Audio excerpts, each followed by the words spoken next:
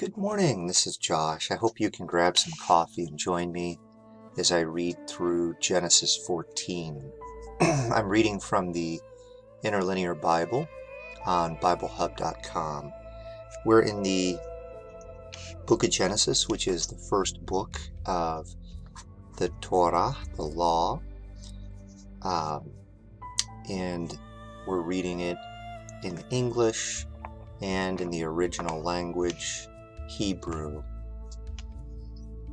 And it came to pass in the days of Amraphel, king of Shinar, Arioch, king of Eleazar, Chedorlaomer, king of Elam, and Tidal, king of nations.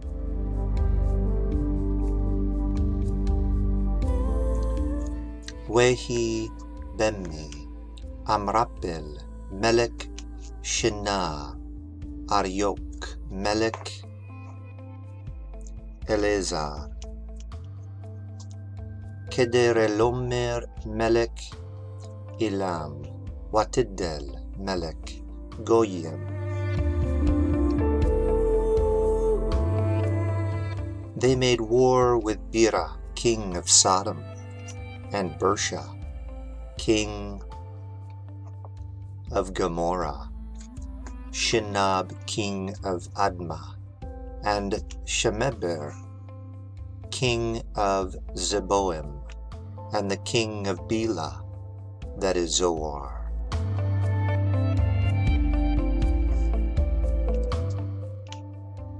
Asu Milhamma et Bera, Melech Sedam, Wayit Bersha, Melech Amora, Shinab Melech Edma, Wa Shemeber Melech Seboyim, Seboyim Amora, Shinab Melech Adma, Wa Shemeber Melech Seboyim, Seboyim, Umelech Bela, he Soar.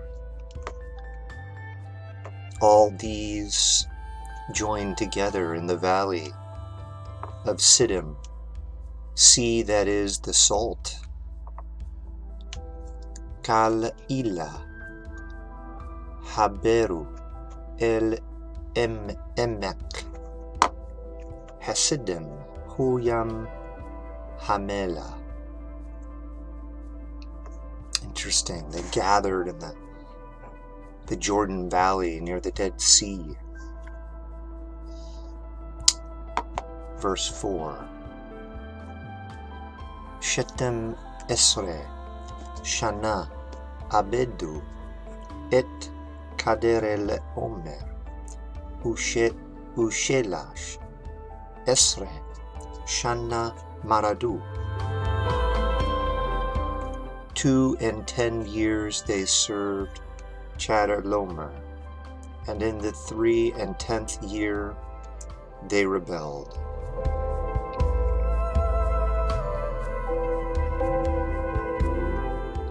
Verse 5.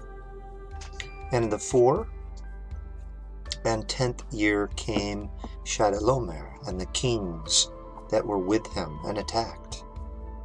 In the Raphatis, in Ashtaroth Karnaim, and the Zuzites in Ham, and the Emites.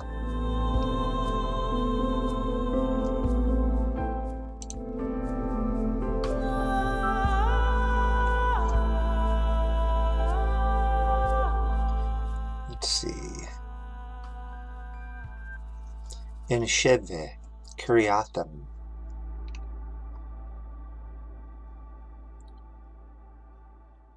all right. Where is that? Okay. Can't find my verse.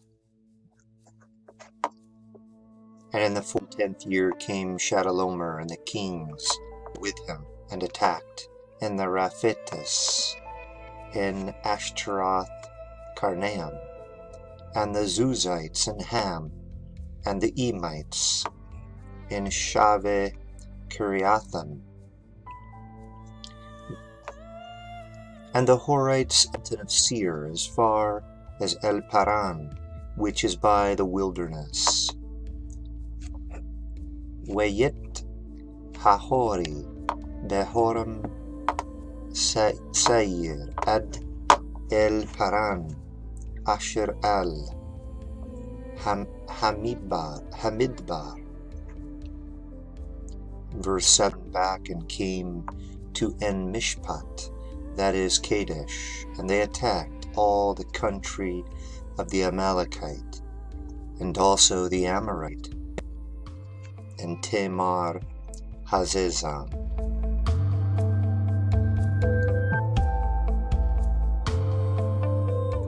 Wayashubu, Wayabou, El En Ki Kades, Wayaku Sede, Hamaleki, Wegom, Et Haemori, Hayashib,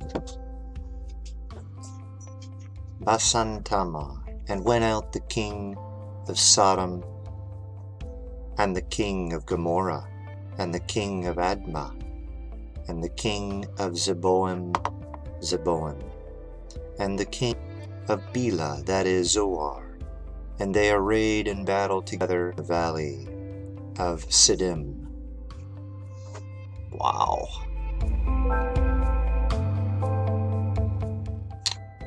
Wayese Melech Siddim umelech Omora umelech Adma umelech Seboim umelech Hesor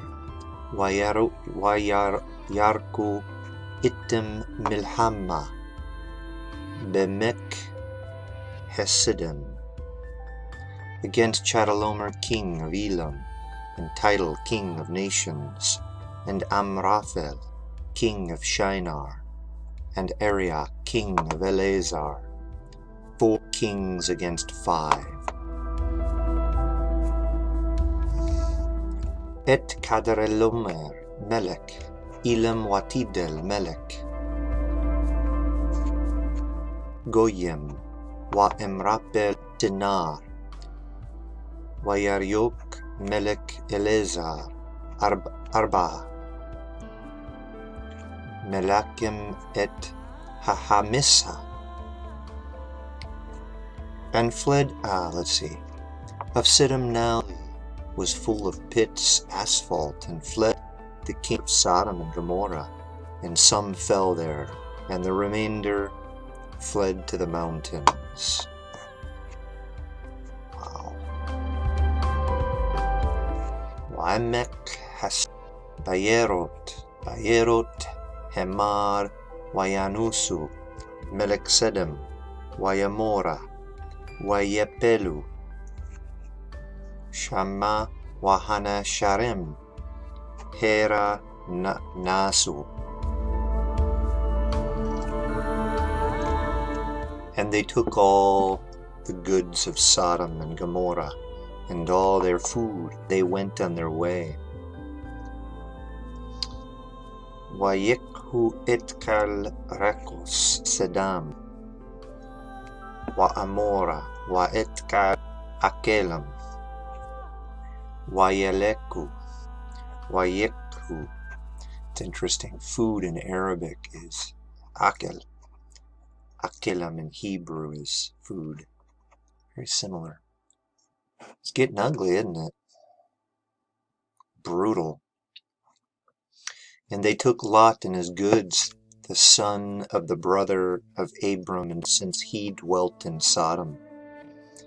I mean, this is total devastation. He's basically taken into slavery. Wayikhu etlaut, wa et Rakusau ben Ahi Abram Wayeleku Wehu Yasib Bistum. And here we go. This is why God loved Abram so much. And came one who had escaped and told Abram the Hebrew, for he dwelt by the oak of Mamre, the Amorite, brother of Eshcol and brother of Aner, and these owned a covenant with Abram. Interesting. Abram's a pretty smart guy, isn't he? He knows how to compromise and make deals with his neighbors. Wayabo hapalit wayagid la Abram hayibri wehu shoken beolen lone memri hoemori yahi eskol.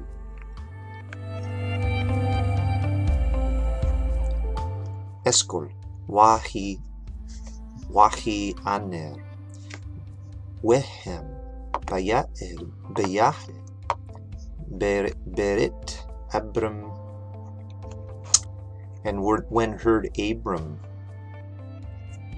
that was taken captive, then he armed his trained servants, who were born in his own house, 10 and 300, and went in pursuit as far as Dan. Man, it gives you an idea of the size of the group of people that are with Abram. Wayisma Abram ki nishba ahiu wayarek et hanekal yelide bitta simon asher ushelas meot wayirdop ad Dan, and went in pursuit. Very interesting. To be behind, follow after, pursue, run after. To chase, dog, attend closely upon.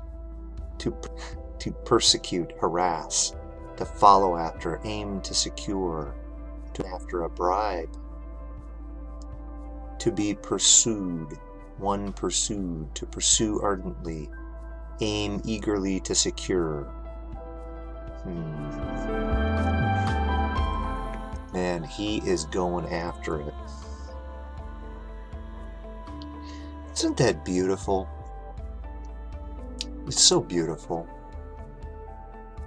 The thing of this is the loyalty, the love of Abraham for his family, even after their people had a conflict. Remember the shepherds? They were fighting over pasture land, over maybe even water. And Abraham graciously gave Lot the choice to go whatever direction he wanted. And of course he chose the green, lush pasture. Now we see Lot in trouble. Abraham literally puts his life on the line to save his nephew. And he divided his forces against them by night, he and his servants, and attacked them and pursued them, Hobah, as far as which is north of Damascus. Wow. So just to give you an idea, Amman, the capital of modern-day Jordan, is about a 45-minute drive down to the Dead Sea.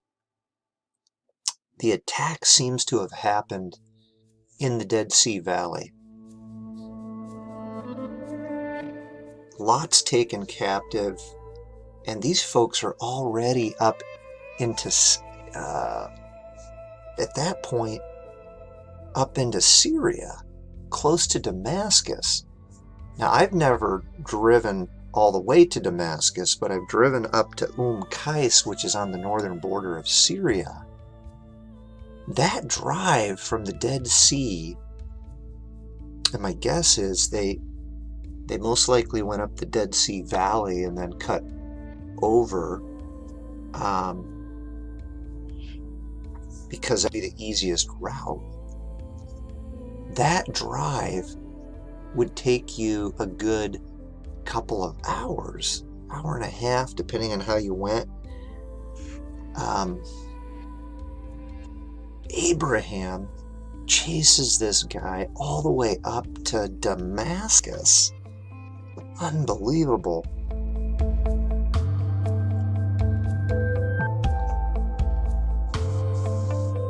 All right. Helek Elohim Lelahu Wayabadao Wayakim Wayedepin Ed Hauba Asher Yasher Meshemul Le Damasek. 16. So he brought back all the goods, and also Lot his brother, and his goods he brought back as the women and the people. Wow. Wayeshib et kal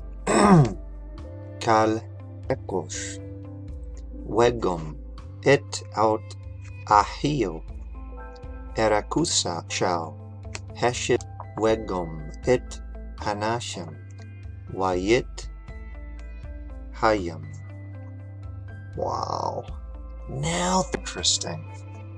Now things are going to get interesting. Melchizedek blesses Abram. There's a lot of mystery here. A lot of times we think we know who all the players were, or at least I do. I'm like, okay, there's these people, they're important. And then it blows you away. As you read through here, you meet these other characters that are also important, and that have some sort of close relationship with God. And we don't get it, but these are people in his neighborhood. Let's read. We're going to run into this interesting character called Melchizedek. Verse 17, and went out the king to meet him of Sodom after his return from the feast. Chedorlaomer and the kings who were with him at the valley of Sheva, that is, valley of the kings. Wayeshemelech Sodom Aktau Aharet Shubal Mehakaut et Laomer Wayet Hamelekim Asher Ittau El Emek Shawehu Emek Hamelek Umalek. Now and stop. 18. Melchizedek, king of Salem, brought out bread, since he priest of God Most High. So we run into this interesting guy as a king and a priest, and he brings out wine and bread, and we're told he's the priest of the Most High God. So there's this priestly line, this kingly line, that is already, I don't know if it's a line or this guy's an apparition.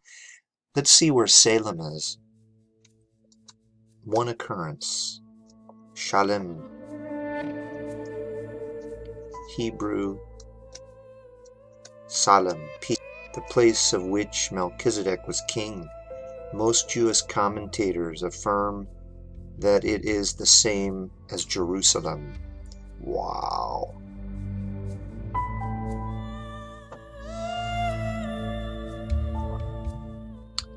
Fascinating. I think the thing, I'm just talking out loud, but kind of the place my brain goes is how big God is. Just when you think you've got God pegged, you think you understand who God is, then something like this gets thrown in that is really, frankly, mind-blowing.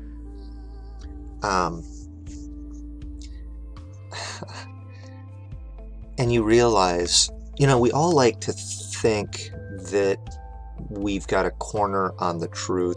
Our image of God whatever it is that we've created in our mind is right. It's kind of going back to the Peter Enns point. And then God forces you to take a second look and pause. And there's great mystery. And you get a guy like Melchizedek. And it's like, well, wait a minute. I thought Abram was Hanif, and I thought Abram was the one making altars and the one that God made covenant with. And he is. But he's not the only one.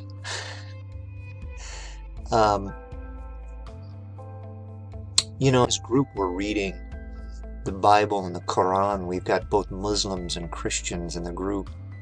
And I got to tell you, I so much enjoy the discussion, the exploration, and the way in which it makes you, and I'll use Peter Enns' term, reimagine God.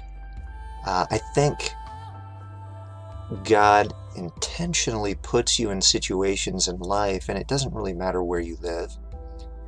But one of the things that happens when you start meeting people from different countries and cultures, and you notice that they view God very differently than you do.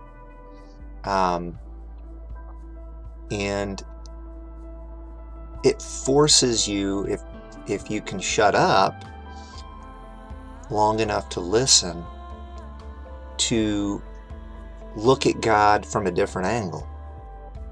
Does that mean you agree? Not necessarily. Does it mean that... Here's what it means. It's not... What it does is it forces you to realize God is so much bigger than even what can be written in this book. God, you're getting a sliver of the mysteries and the greatness of God in these texts. There was so many other people, so many other Abrahams even. This guy, he just pops onto the scene. Very little is said about him. What is said about him is powerful. It's kind of like Moses' father-in-law, Jethro. Who is this guy? We know he's the father-in-law of Moses, because Moses married his daughter Zipporah. He lived and took care of his sheep for 40 years in the wilderness before he went back to Egypt. But then we're also told he's the priest of Midian. He also has this spiritual role. And he plays an instrumental part in Moses' life, in the formation of the judicial system of Israel.